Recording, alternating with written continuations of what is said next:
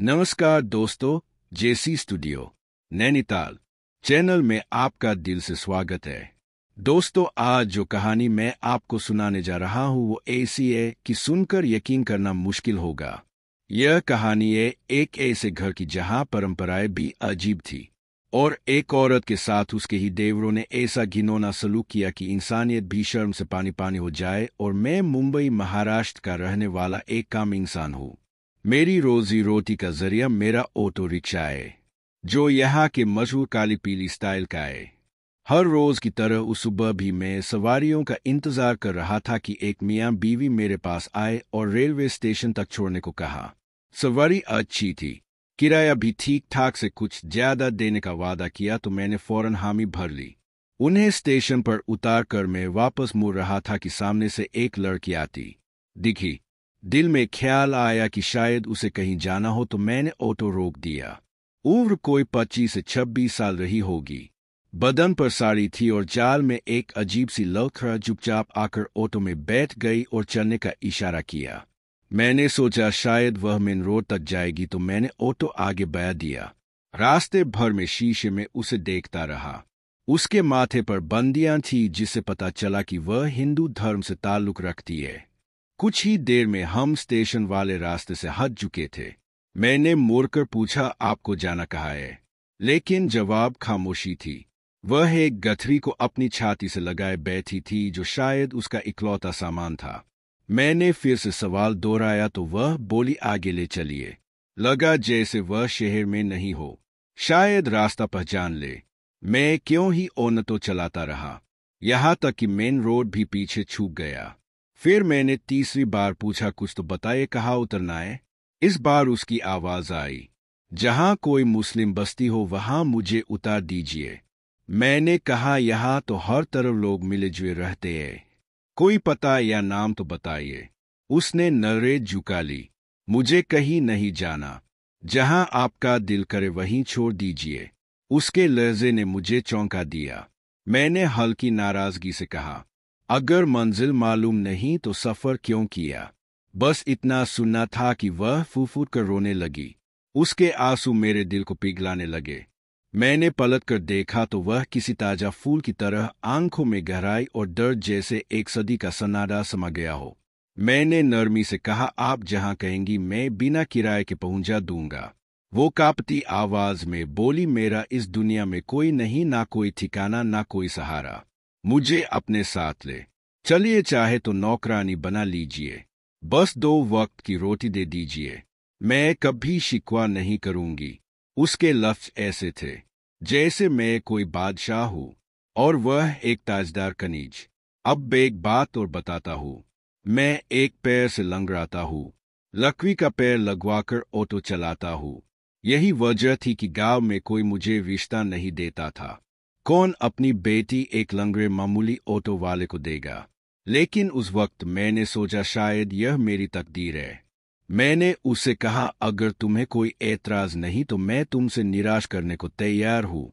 चाहो तो अभी चलो, और अगर कुछ वक्त चाहिए तो धर्मशाला में ठहर जाओ। जब दिल से इत्मीनान हो जाए तो मुझे बताना। यह सुनते ही उसकी आंखों में एक अजीब सी चमक भर आई।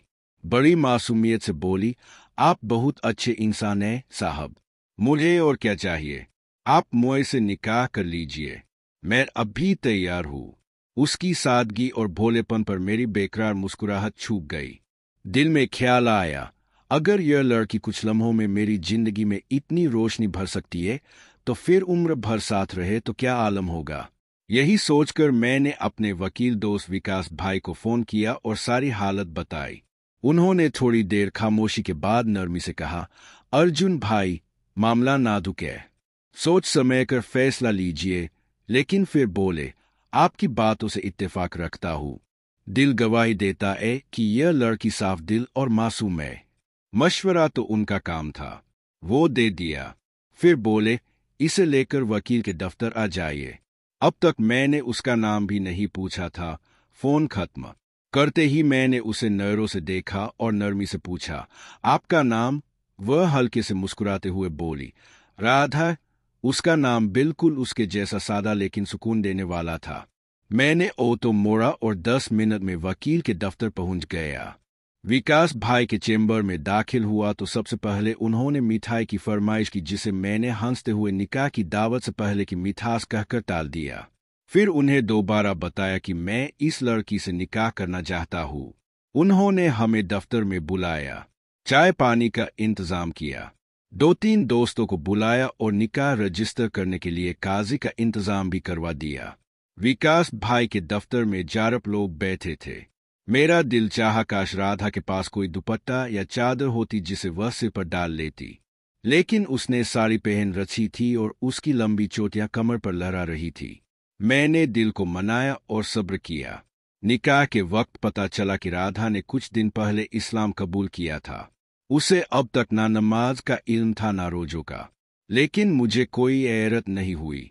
उसके हुलिये से जाहिर होता था कि वह अभी नए सफर पर निकली है। विकास भाई ने एहतियातन एक सवाल किया, क्या आप कुंवारी है? उसने जवाब देने के बजाय खामोशी इख्तियार कर ली। विकास भाई ने उसकी शर्मोहिया को ही जवाब मान लिया और निकाहनामे की तहरीर पूरी करवा दी। इस तरह हम मियाँ बीवी के पवित्र बंधन में बंध गए। उस लम्हे मुझे लगा जैसे मेरी जिंदगी में एक नया सूरज निकल आया हो। वह लोग जो कहते थे कि मेरी लंगड़ाहट और गरीबी की वजह से मुझे कोई बीवी नहीं मिलेगी, अब जब वह राधा को मेरे साथ देखेंगे तो यकीनन हैरत में पड़ जाएंगे। मैंने सोच लिया था कि कल ही ऑटो से छुट्टी लूंगा और राधा को अपने गांव ले जाऊंगा।